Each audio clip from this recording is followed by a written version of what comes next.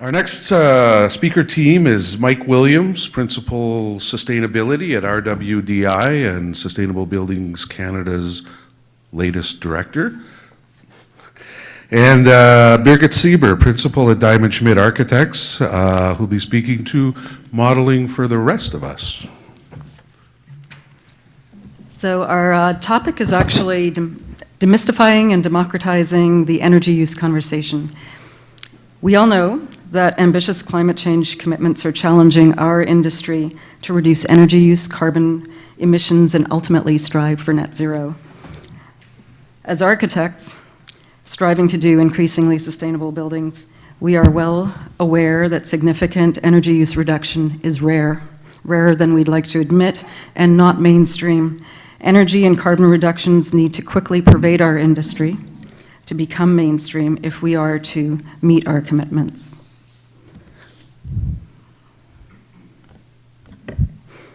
Several years ago, we embarked on developing ecoMetrics, a live interactive database to help us gain insight into the energy use profiles for our projects.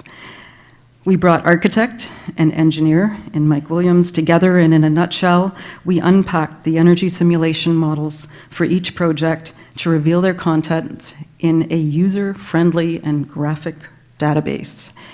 Today, Mike and I will be sharing an update on the R&D we've been doing together, and we hope that what we've done to help our understanding of energy use will inform the energy use conversation and perhaps even help democratize it.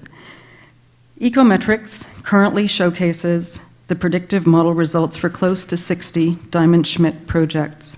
These projects are distributed across the continent, with the highest concentrations being in southern Ontario.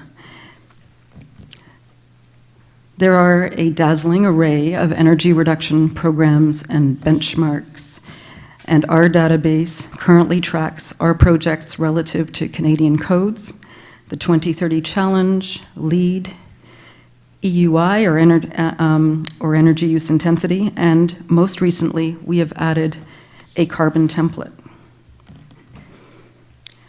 The energy conversation can be intimidating. The prevailing energy metrics are complex and opaque for most non-engineers, which limits participation and exploration of deeper energy reductions. To empower ourselves, we need to be energy literate, following the adage, you can't manage what you can't measure. Similarly, you can't manage what you can't understand.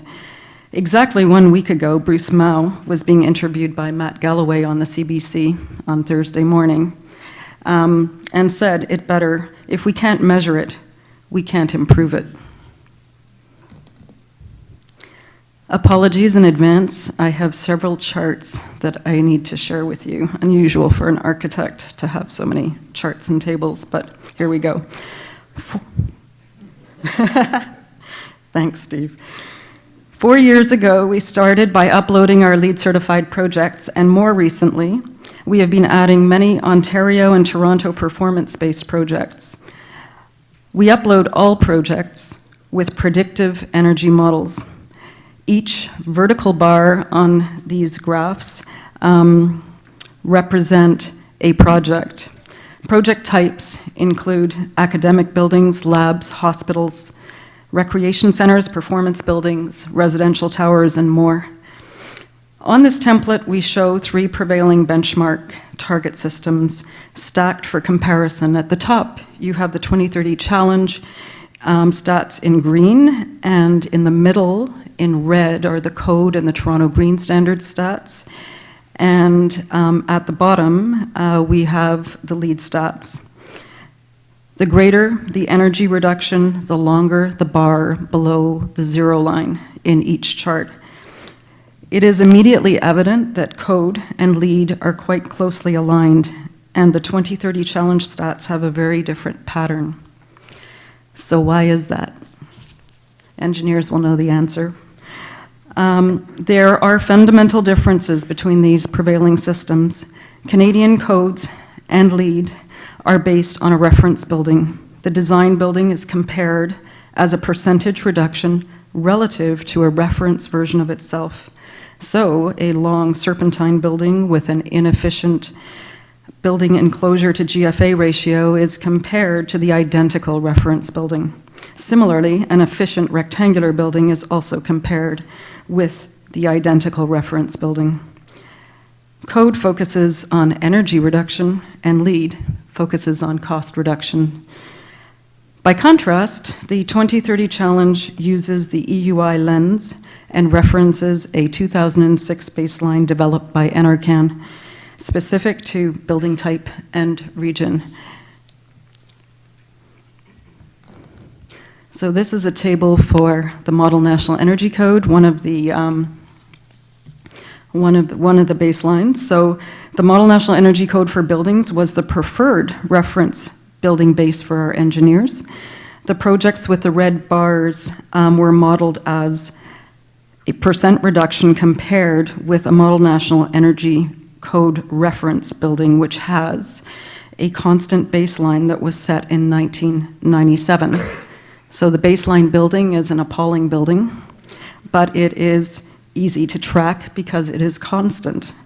Taking a closer look at this code template, we can see project performance relative to the Ontario Building Code SB10 with a 25% reduction, which is the highest horizontal dashed line, followed by the Toronto Green Standards Tier 1 version 2, which is our current Toronto Green Standards, at a 36% reduction, and Tier 2 for a 44% reduction of energy use. We can also see that 66% of this portfolio meets the Toronto Green Standards Tier 1, and 30% meets the Toronto Green Standards Tier 2, which is incentivized.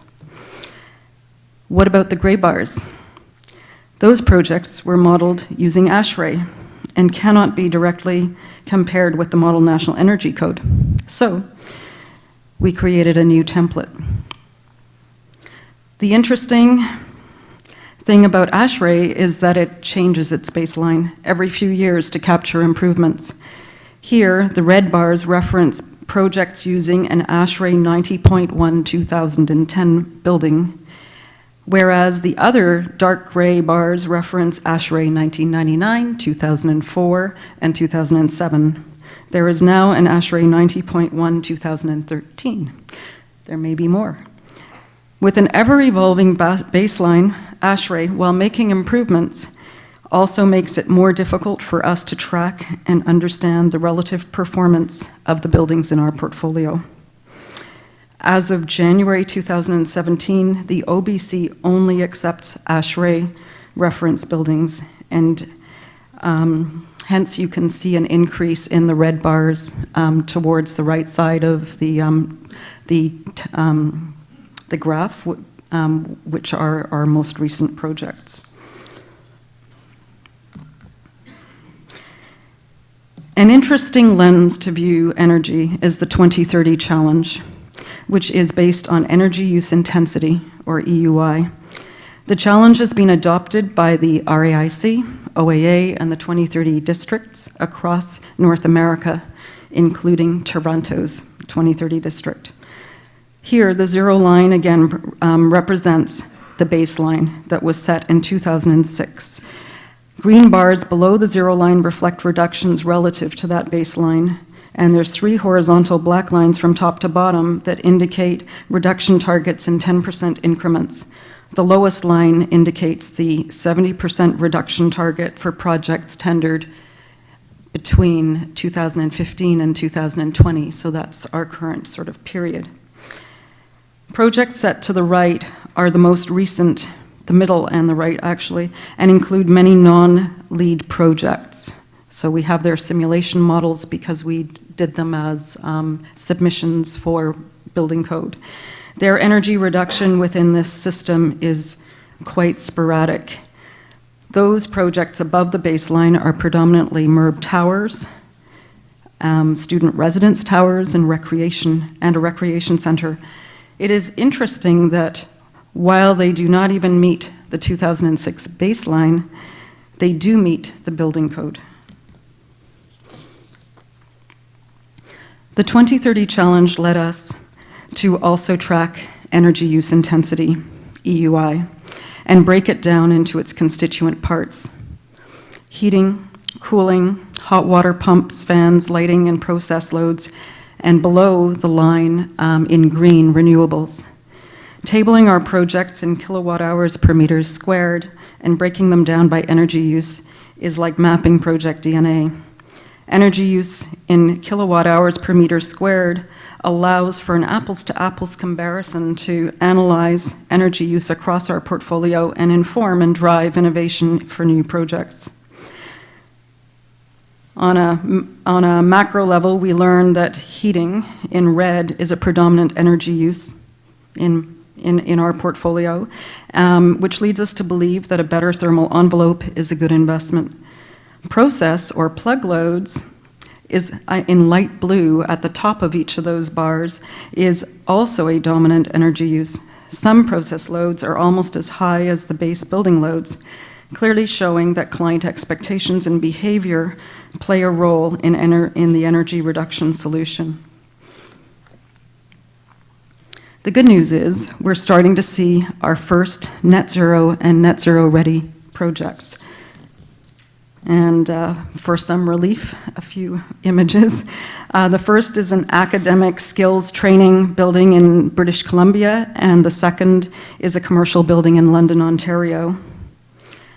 Toronto Green Standards version 3 that is intended to be rolled out in 2018, and I'm very optimistic that it will be, has identified EUI as one of the 3 metrics that must be met for new projects in Toronto.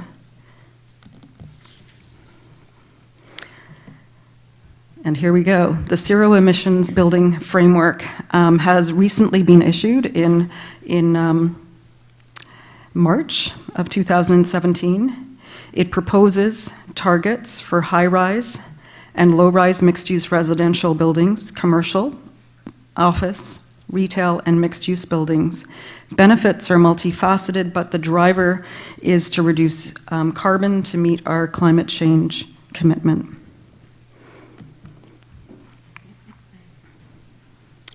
This chart, which is part of that document, shows the I have to go back. That was an accident. Shows proposed targets, metrics and targets for high-rise mixed-use residential. The new metrics include, in those central 3 columns, EUI, the total energy use intensity to encourage higher efficiency in buildings and lower utility costs. TEDI, which is the thermal energy demand intensity to encourage better building envelopes, improve occupant comfort, and enhance resilience.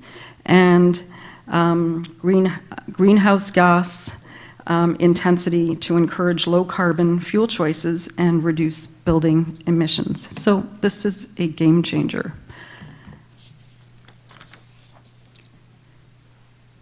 Recently, it became clear that the real target is carbon neutral. So we developed, or net zero carbon, so we developed a carbon emissions template to view our portfolio through this lens. These graphs also give us insight into the new Toronto Green Standards targets for EUI and carbon emissions. The top graph shows energy consumption with electrical use in blue and natural gas use in orange.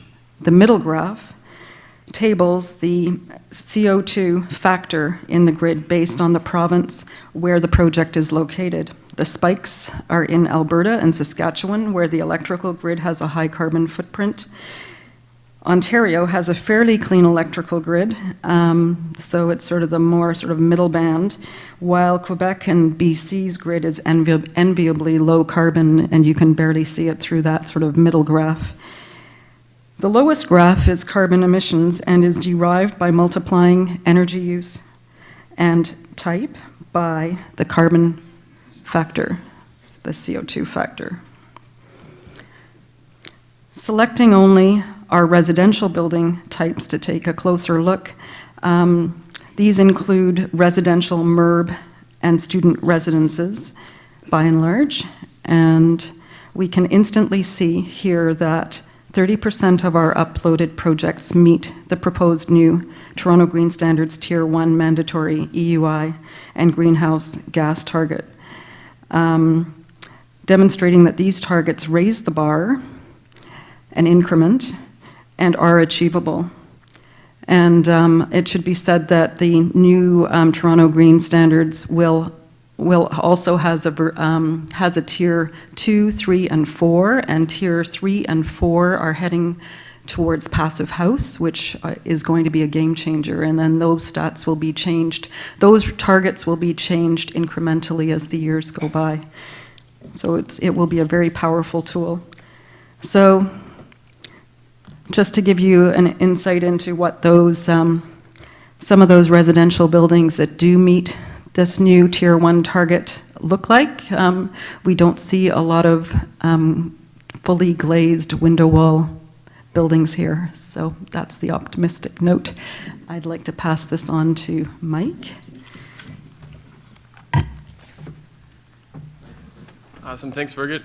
Chris, are you our timekeeper? How are we doing? Pretty good? Okay, I'll move pretty quick. We should be right on. We're right on? Yeah. Perfect. This has been a really good exploration, as Birgit said, architect working with engineer, developing this tool over the last 4 years and some of the conversations that we have. It's a cloud-hosted tool, so we often stop by Diamond Schmidt's office, and we work through some of these templates, and they give us feedback. And then we take it back to our office, we update the tool, and then I send Birgit an email saying, have a look, did we make the updates correctly? So one of the updates she asked for was for that one graph to be changed to red. So we updated it to red, and then immediately my cell phone rings. I'm like, hey, Birgit, how's it going? And she says, the red's not punchy enough. So these are the kind of things that engineers need architects. But she's right. I think it does help make these things more tangible, make them more engageable. I have a little bit of a cold. I have a young girl. She started daycare, all that stuff about daycare sickness. Very true, very true. So I'm going to talk you through some examples of how these types of checks and balances can help to better inform design. This specific example is a laboratory facility with a mix of public viewing areas and animal holding areas. We, RWDI, were retained to conduct the energy simulation for this project. The goal for the project was to comply with Toronto Green Standard Tier 1, which at the time required at least a 35% reduction versus the Model National Energy Code for buildings, or the MNECB. So we ran the simulation, and we found after we put it into the ecoMetrics tool that we were doing 38% better than the MNECB. So it's great, job done, go home, get my paycheck, done.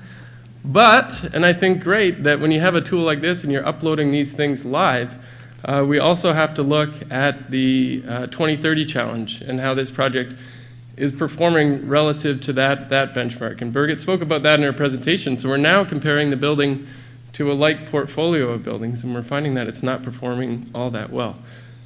So what's going on here? Gets a little bit complicated, but when we do that comparison to the reference building, outdoor airflow rates remain the same in the referenced and the proposed building. So if you overventilate a building, you're not going to see a % difference between those two buildings. But if you're comparing yourself to another set of buildings that are perhaps have lower ventilation rates, you're going to really see that difference. So that's what's going on. So we worked with the design team to revisit the design and add demand control ventilation in a number of spaces, worked with the client to understand what the schedules were, reran the simulations, and we found that we were able to achieve a 300 kilowatt hour per meter squared energy use reduction for the building. Saves $50,000 a year in annual energy cost. And again, you see that no change in the % reduction versus the reference. And so it's important to be able to use these multiple lenses to sort of query a project. And I think very powerful to be doing this reporting in real time. I think a lot of firms right now, I know it's a lot to do, but are sort of waiting till the end of the year and then doing all your 2030 reporting, but you're not having that opportunity to gain all that intellect along the way. So I think it's important to be continually viewing these projects through all these different lenses. It's big data. As Mark said, anyone who's worked with me on a project lately knows I really like my data. Some really interesting stuff going on in Ontario right now. All public buildings are required to report their energy use and resultant carbon footprint on an annual basis. So you can go on this website and you can download a spreadsheet of 17,000 buildings. It's such a big spreadsheet, it takes about 30 seconds to download, which for an Excel, that's a long time, even on a high-speed network. And an engineer, really excited when you see these like big numbers. What can I do with it? But working with Birgit, she's like, well, this is really boring. So how do we make it more engaging? There's a lot of very interesting data visualization tools that are out there. So we can take these 17,000 buildings and we can now compare their relative carbon footprints. So this is those 17,000 buildings, also organized by red, are schools. There's about 5,000 schools in Ontario, which is amazing. The green are hospitals. The orange are higher education institutions, and the blue are public buildings. So we've actually used this infographic to engage with some of the larger circles and ask them, are there some ways that we can help you reduce those circles? But I think also looking at this, there's a real sort of tragedy of the commons issue that to reduce what this amounts to is 4 million tons of carbon a year, all of those dots need to reduce in size. And so that's a big challenge. I mean, if one of those red circles goes to net zero, the size of the monster doesn't decrease that much. So Birgit and I are working on a project together right now. We really wanted to encourage the client to target the Architecture 2030 threshold of performance for schools. And so we use this data set, which is now taking those 5,000 schools and organizing them into a graph. It looks like a smooth line, but it's actually that those 5,000 bars are so close together, it just sort of looks all mushed together. So we're looking at energy use intensity on the Y, and then schools all along the X-axis. The average is 251. The Architecture 2030 target is 147. And so to be able to say to the client, you know, what we're asking you to do is target a performance that's in the top 10 percentile of existing schools in Ontario. And so it's an aspirational target, but you're also not sort of encouraging someone to jump off a cliff. And so we were able to get the client really on board with this performance objective, and the project continues to move forward. Tying this back to ecoMetrics, we can then take that 147 and look at a like portfolio of buildings and start to query what are the characteristics of these buildings that are driving those low levels of performance. There's another module within the ecoMetrics tool that really starts to get into all of these metrics and details. I've decided to highlight one, which is seems like the common theme amongst the whole panel, reducing the window to wall ratio. All of these projects with the low energy performance have a very low window to wall ratio. So I think we're starting to see some themes amongst the various panelists, which is probably a good thing. So what's next? For a long time, 2030 seemed like, 2030, it'll be whatever. But now it's only 13 years away, and we still have a lot of work to do. So where do we go? We've learned a lot from working with Diamond Schmitt, and 60 projects is a lot for one firm, but to really get big data, I think we need to engage the larger community and see, is there a way that we can leverage data from everybody and pull that data together and see what we can learn collectively. Sorry about this cold. So, with this innovation in mind, we approached the Toronto Atmospheric Fund as well as the ISO to see about getting funding to develop a central database where the entire design community will be able to upload completed energy simulations, and then it'll automate reporting to all the different energy programs in Ontario, and then we'll also start to create a big data set, which this cough is just killing me. A big data set, which I think is really going to be the interesting piece out of this that I think we can all start to learn from big data. Maybe it starts to feed AI engines and starts to feed design decisions, but pulling this data together is a very daunting task, and I think a big opportunity.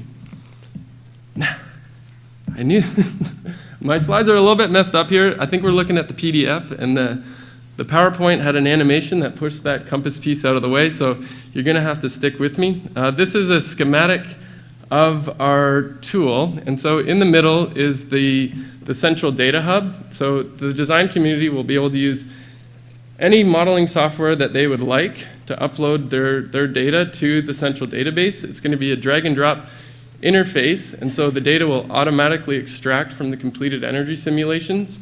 It's going to automate reporting to 6 of the major energy programs in Ontario. So right now we're targeting Toronto Green Standard, the Ontario Building Code, HPNC, Savings by Design, Architecture 2030, and LEED. And then once we start to build that big data set, there will be really good opportunities for feedback to the design community who can either utilize some of the visualizations that we'll be baking into the tool or download the data and start to run analytics or build AI engines of their own. So I think there's a real opportunity for us all to work together and to see what we can learn.